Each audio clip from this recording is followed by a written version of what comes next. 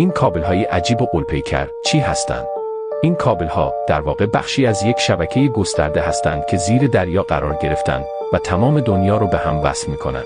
شاید باور نکنی، ولی تقریباً 99% از کل اینترنت، حتی همین ویدیویی که داری می‌بینی، از طریق کابل‌هایی مثل اینها منتقل میشه. این کابل‌های ضخیم و بلند که تو کف اقیانوس‌ها گذاشته شدن، اونقدر بلند هستند که میتونن دوبار از زمین تا ماه برن و برگردن. خیلی ها فکر میکنن که از طریق ماهواره‌ها به اینترنت وصل میشن، ولی در واقع این کابل‌های زیر دریا هستند که بیشتر کار رو انجام میدن. حتی اینترنتی که با سیم کارت گوشیتون دریافت میکنید، از طریق دکل‌های مخابراتی متصل به همین کابل‌ها به شما میرسه.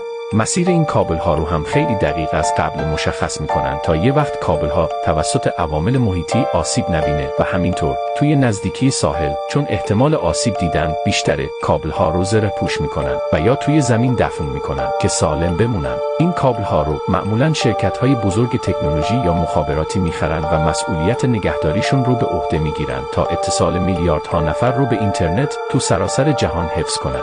نظر شما درباره این موضوع چیه؟